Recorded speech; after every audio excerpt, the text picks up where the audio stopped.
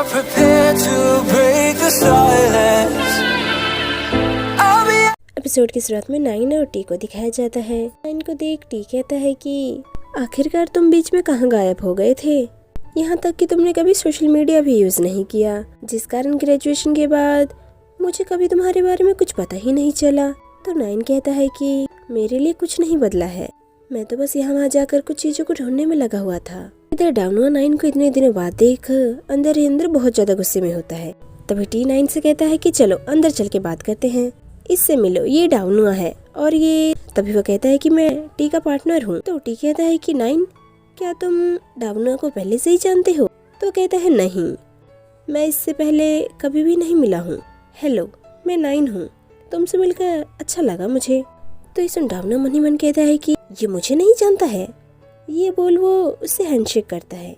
तो टी कहता है कि चलो अच्छा है कि तुम दोनों ने एक दूसरे को जान लिया है, क्योंकि हो सकता है कि तुम्हें आगे चलकर साथ में काम करना पड़े, है ना नाइन? तो कहता है कि हाँ, चलो मीटिंग स्टार्ट करते हैं। थोड़ी देर बाद वो बिजनेस से रिलेटेड बात करते हुए नजर आते हैं, जिसमें टी अपने एडवर्टाइजमेंट कंपनी में हुए अब तक के ग्रोथ के बारे में बता रहा होता है। इधर डाउनो मन ही मन कहता है कि इसे मैं याद नहीं हूँ, क्या ये बस मुझे ना जानने का दिखावा कर रहा है? इसी वजह से पहले के कुछ पल याद आते हैं, जिसे देख वो मन ही मन कहता है कि अरे ये मैं क्या सोच रहा हूँ। तभी टी उससे कहता है कि डाउनुआ, तुम्हारा लास्ट प्रोजेक्ट कैसा रहा था? तो कहता है कि हाँ, वो अच्छा ही था, यहाँ तक कि कस्टमर को भी काफी ज्यादा वो पसंद आया था। तो नाइन कहता है कि क्या तुम लोगों ने इससे पहले कभी भी कोई बड़ा प्रोजेक्ट डील नहीं किया है क्या, जैसे कि कोई मूवी या सीरीज बनाना? तो टी कहता है नहीं, हमें कभी भी ऐसा कोई मौका ही नहीं मिला।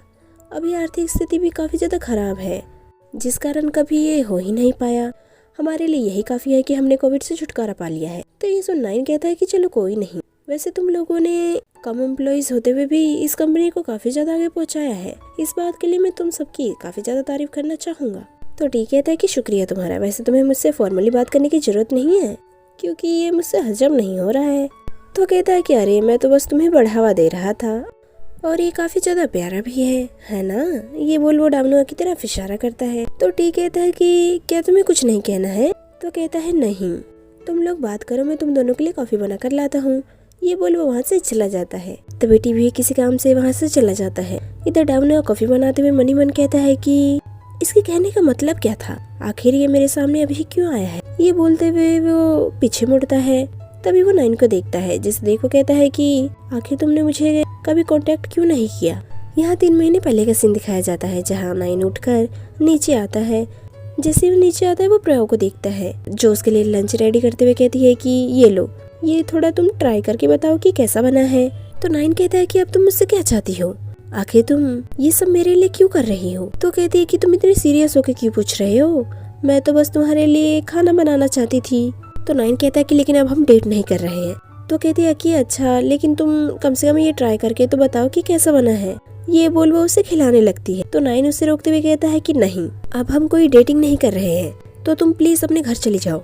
ये बोल वो वहाँ से जाने लगता है। तभी वो उसे रोकते हुए कहती है कि मुझे माफ कर दो, मैंने तुम्हें छोड़ के बहुत बड़ी गलती की है, लेकिन मेरे पास अब तुम्हारे अलावा कोई भी नहीं है। मैं प्रॉमिस करती हूँ कि आगे से मैं ऐसा कुछ नहीं करूंगी, मैं आगे से कोई भी प्रॉब्लम क्रिएट नहीं करूंगी, प्लीज मुझे माफ कर दो, प्लीज मुझे छोड़ के मत जाओ। ये बोल वो रोने लगती है।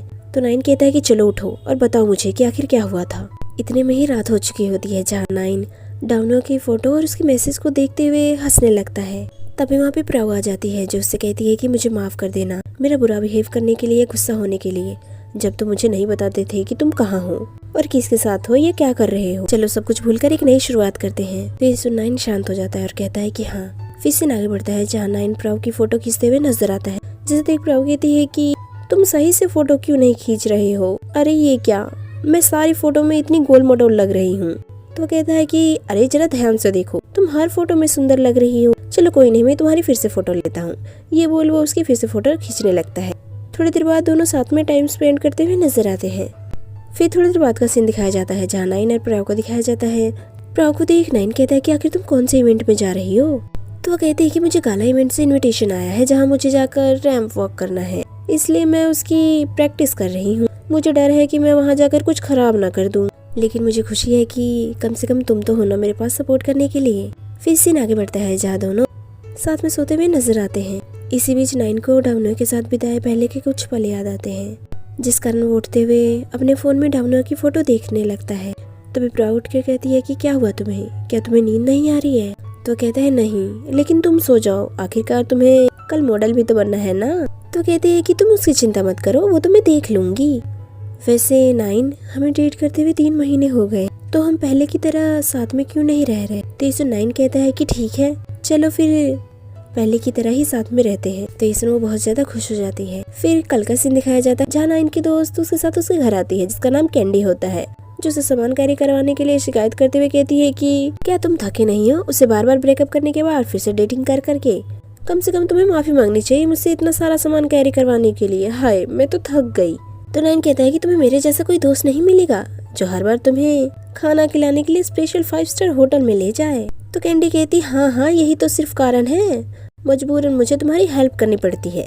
वैसे क्या तुम थकते नहीं हो? हमेशा बस ट्रैवलिंग करते रहते हो या घर में बैठकर सिर्फ आराम करते रहते हो और फोटो खींचते रहते हो? क्या तुम इन चीजों से बोर नहीं हुए हो? तो कहता है कि अभी मेरे पास कुछ भी करने के लिए नहीं है, तो क्या करूं भला? मुझे बस घर में बैठकर खाना खाना और चिल करना ही अच्छा लगता है आजकल तो उसे देख वो कहती है कि तुम ठीक हो ना?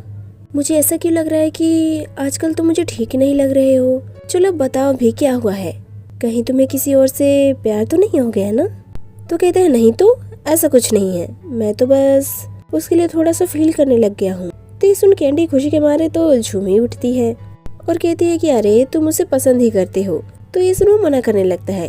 तभी कैंडी कहती है कि मैं तुम्हारे रग रग से वाकिफ हूँ, तुम जब भी किसी से प्यार करते हो ऐसा ही बिहेव करने लग जाते हो। चलो बताओ भी, क्या तुमने उसे अपने दिल की बात बताई क्या? तो नाइन कहता है नहीं। तो कैंडी कहती है कि अरे बताओ ना, फिर कब बताओगी आखिरकार? तो कहता है कि लेकिन फिर प्रियाऊ का क्या होगा? तो ये सुन कैंडी कहती है कि अरे पहले तुम्हें अपनी खुशियों के बारे में सोचना चाहिए, वरना ये तुम्हारे दिल में हमेशा ही एक दर्द बन के रह जाएगा। इसलिए एक बार दोबारा सोच लो, और हाँ, इसके बारे में प्रियाऊ को मत बता देना बिल्कुल भी, ठीक है ना? तो कहता है कि हाँ ठीक है। तो कैंडी कहती है कि चलो फिर मैं अब जाती हूँ, मुझे प्रियाऊ के साथ लंच भी करने जाना है। ये बोल वो वहाँ से चली जाती है। थोड़ी देर बाद नाइन डाउनू की कंपनी के बारे में सर्च करते हुए नजर आता है और मन ही मन काफी ज्यादा खुश हो रहा होता है। अभी वहाँ पे प्रियाऊ आकर कहती है कि मुझे तुम्हें कुछ गुड न्यूज देना है। आज मुझे ड्रामा प्रोडक्शन की तरफ से कॉल आया था, वो मुझे अपने ड्रामा में मेन फीमेल लीड बनाना चाहते हैं, क्योंकि तुमने इतनी अच्छी फोटो जो खींची थी मेरी। वैसे तुम हमारे रिलेशनशिप का क्या करना चाहते हो? क्या मैं इसे रिवील करूं या नहीं? तो ये सुन वो शांत हो जाता है। तभी डाउनो कहते हैं कि बताओ भी कि आखिरकार तुमने मुझे कभी कांटेक्ट क्यों नहीं किया? तो कहता है कि बस मैं यहाँ वहाँ ट्रैवल कर रहा था, तुम्हारा क्या? तो डाउनो कहता है कि मेरे पास यहाँ वहाँ घूमने के लिए तुम्हारी तरफ फ्री टाइम नहीं है, मुझे नहीं पता था कि तुम टी को जानते हो। तो नाइन कहता है कि हाँ, वो मेरे कॉलेज का फ्रेंड है, ग्रेजुएशन के बाद हम दोनों अलग हो गए थे और इसके बाद मैं दोस्तों की पार्टीज में भी कम ही जाया करता था। वैसे क्या तुम हमेशा से ही टी के साथ रहते हो? तो कहता है नहीं, उतना नहीं। क्या उसने तुम्हें कंपनी के बारे में सब कुछ बता दिया है क्या? तो नाइन कहता है कि अभी तक तो नहीं। तो कहता है कि तो तुम यहाँ क्या कर रहे हो, जाकर उससे बात करो ना। तो इसमें वो कहता है कि लेकिन मुझे तो तुम्हारे बारे में और भी बहुत कुछ जानना है। तो डाउनुआ कहता है कि अच्छा, वो भला क्यों? तभी नाइन कहता है कि डाउनुआ, क्या तुमने मुझे मिस किया? तो डाउनुआ कहता है कि मैं तुम्हें भला मिस क्यों करूंगा, हम तो एक दूसरे को डेट भी नहीं कर रहे थे। वो तुम हो जिसने मेरे मैसेज का कभी जवाब नहीं दिया, और अभी मैं और टी। तो नाइन कहता है कि क्या तुम दोनों एक दूसरे को डेट कर रहे हो? तो कहता है कि हाँ, हम अभी स्टार्ट ही कर रहे हैं, लेकिन इससे तुम्हारा कोई लेना देना नहीं है, तुम बस अपने काम पे ध्यान दो। ये बोलते हुए वो गलती से गर्म कॉफी में अपना हाथ डाल देता है, जिसे देख नाइन उसके हाथ को पकड़कर उसे किस करने लगता है। इधर टी किसी से बात करते हुए नजर आता है। तभी उसे डाउनुआ के चिल्लाने की आवाज आती है, जिसे सुन वो कहता है कि डाउनुआ, क्या हुआ तुम्हें, क्या तुम ठीक हो?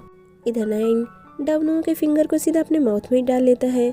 तभी वहाँ पे टी आते हुए कहता है कि डाउनुआ, क्या हुआ तुम्हें? तो नाइन कहता है कि कुछ नहीं, वो बस मैं बाथरूम जाने के लिए डायरेक्शन पूछ रहा था, तभी मैंने डाउनुआ को कॉफी बनाते हुए देखा और आकर उसकी मदद करने लग गया। तो टी कहता है कि बाथरूम उस तरफ है, डाउनुआ तुम ठीक हो ना? तो कहता है कि हाँ, बस छोटा सा उंगलियों में चोट लग गया था। थोड़ी देर बाद टी नाइन से कहता है कि तो तुम तैयार हो ना हमारी कंपनी में इन्वेस्ट करने के लिए? तो कहता है कि हाँ, लेकिन मैं एक इन्वेस्टर की तरह नहीं, बल्कि एक पार्टनर की तरह तुम्हारे साथ काम करना चाहूंगा। तो ये सुन टी कहता है कि यानी कि तुम इस कंपनी में अपने शेयर चाहते हो? तो कहता है कि हाँ, और इसमें मैं अपना बेस्ट दूंगा कि मेरे इस कंपनी के शेयर होल्डर बनने के बाद कस्टमरों की संख्या बढ़ने लग जाए। तो टी कहता है कि ठीक है, मैं कंपनी के बाकी लोगों के साथ बात करके बताता हूँ। फिर सीन आगे बढ़ता है जहाँ डाउनुआ टी से कहता है कि क्या तुम उसे हमारी कंपनी का शेयर होल्डर बना रहे हो? लेकिन तुम तो इन्वेस्टर ढूंढ रहे थे ना? तो कहता है कि हाँ, लेकिन नाइन इसमें इंटरेस्टेड है और मुझे लगता है कि उसके आने के बाद हमारी कंपनी की सिचुएशन भी काफी ज्यादा ठीक ही हो जाएगा। तो इसमें डावना कहता है कि लेकिन टी, क्या हुआ अगर उसने कंपनी का भला करने की बजाय इस कंपनी को और ही ज्यादा डुबा दिया तो? इसके अलावा वो एक इंडिपेंडेंट फोटोग्राफर है, आखिर उसे मैनेजमेंट की नॉलेज कहाँ से होगी? तो ये सुन टी कहता है कि तुम्हें कैसे पता कि वो एक फोटोग्राफर है? क्या तुम उसे पहले से ही जानते हो? तो कहता है कि नहीं, ऐसा नहीं है, मैंने तो उसके बारे में अभी ही रिसर्च किया था। क्या हुआ अगर वो कोई चीटर निकला तो?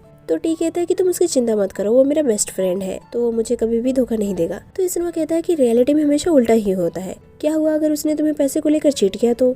टी कहता है कि ऐसा नहीं होगा, क्योंकि वो पहले ही बहुत ज्यादा अमीर है। लेकिन अगर तुम फिर भी अनकंफर्टेबल हो तो मैं किसी और को ढूंढ लूंगा।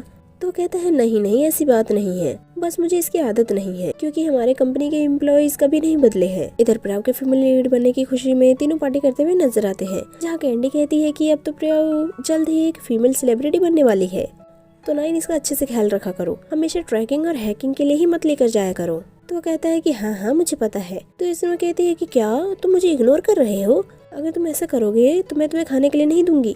तो इसमें प्रियाव हंसने लगती है और नाइन से आज के बारे में पूछते हुए कहती है कि क्या तुमने उस हाउस प्रोडक्शन कंपनी को कांटेक्ट किया? तो वो कहता है कि हाँ, और मैं जल्द ही इस कंपनी का शेयर होल्डर बनने जा रहा हूँ। तो इसमें कहते हैं लेकिन तुमने तो पहले मना कर दिया था, अब तुम इस प्रोफेशन को क्यों चूज करना चाहते हो? वो कहता है कि क्योंकि तुम अब एक एक्ट्रेस बनने जा रही हो, इसलिए मैं इस करियर को चूज करना चाहता हूँ। तो उन दोनों को देख कैंडी कहते हैं कि अरे क्या तुम दोनों मुझे यहाँ कोई रोमांटिक ड्रामा दिखाने के लिए लाए हो?